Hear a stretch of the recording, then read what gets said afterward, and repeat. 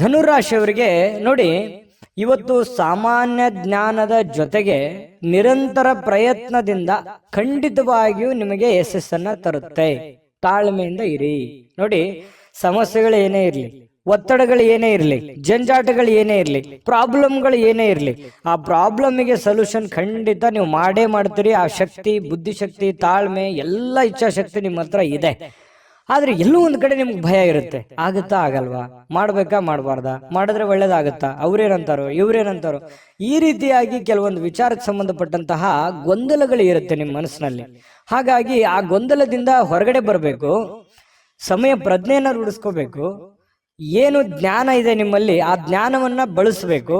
ನಿಮ್ಮ ಕಾಯಕ, ನಿಮ್ಮ ಕೆಲಸವನ್ನ ನಿರಂತರವಾಗಿ ಮಾಡಬೇಕು. ಇಷ್ಟು ಮಾಡಿದ್ರೆ ನಿಮ್ಮ ಪ್ರಾಬ್ಲಮೇ ಇರಲ್ಲ. ನೀವು ಆರಾಮಾಗಿ ಜೀವನದಲ್ಲಿ ಖುಷಿಯಾಗಿರ್ಬೋದು. ಈ ಮಾತನ್ನ ನಿಮ್ಮ ಗಮನದಲ್ಲಿ ಇಟ್ಕೊಂಡು ನಿಮ್ಮ ಜೀವನದಲ್ಲಿ ಅಳವಡಿಸ್ಕೊಳ್ಳಿ. ಒಳ್ಳೇದಾಗದೇ ಇದ್ರೆ ಕಾಮೆಂಟ್ ಮಾಡಿ, ಆಯ್ತಾ? ಮತ್ತೆ ಇವತ್ತಿನ ದಿವಸದ ಬಗ್ಗೆ ನೋಡೋದಾದ್ರೆ, ನೋಡಿ, ಹಣದ ಲಾಭ ಪೂರ್ತಿ ಆಗುವಂತಹ ಸಾಧ್ಯತೆಗಳಿದೆ. ಹಾಗಾಗಿ ನೀವೇನು ಊಹಾಪೋಹದ ಬಗ್ಗೆ ಚಿಂತೆ ಮಾಡಬೇಡಿ. ಬರುತ್ತಾ ಬರಲ್ವಾ ಅನ್ನುವಂತಹ ಗೊಂದಲಕ್ಕೆ, ದ್ವಂದ್ವ ನೀತಿಗಳಿಗೆ ಹೋಗ್ಬೇಡಿ. ಧೈರ್ಯವಾಗಿ ಮುನ್ನುಗ್ಗಿ. ಇವತ್ತು ಹಣದ ಪ್ರಯೋಜನಗಳು ಕೂಡ ಚೆನ್ನಾಗಿದೆ. ದೊಡ್ಡ ಪ್ರಮಾಣದಲ್ಲಿ ಇಲ್ಲದಿದ್ರು ಚಿಕ್ಕ ಪ್ರಮಾಣದಲ್ಲಿ ಇದ್ದೇ ಇರುತ್ತೆ.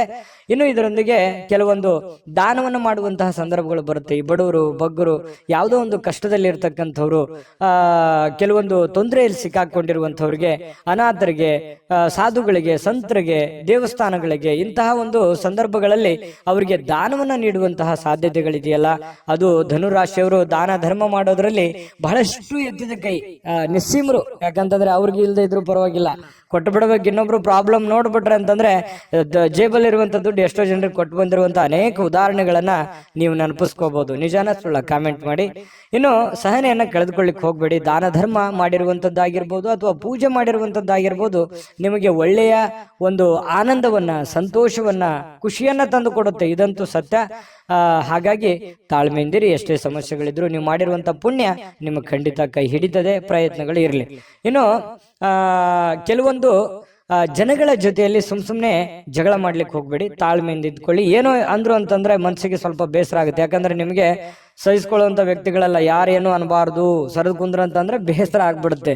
ಧನುರಾಶಿಯವರೇ ಹಾಗೆ ತುಂಬಾ ಸೆನ್ಸಿಟಿವ್ ಆಗಿರ್ತಾರೆ. ಹಾಗಾಗಿ ಸ್ವಲ್ಪ ಯಾರೇನು ಅಂದ್ರೂ ಕೂಡ ಸ್ವಲ್ಪ ನೀವೇ ತಾಳ್ಮೆ ತೆಗೆದುಕೊಳ್ಳುವಂತಹ ಪ್ರಯತ್ನವನ್ನ ಮಾಡಿ, ಬಾಂಧವ್ಯವನ್ನ ಮತ್ತೆ ಉಳಿಸ್ಕೊಳ್ಳುವಂತ ಪ್ರಯತ್ನವನ್ನ ಮಾಡಿ.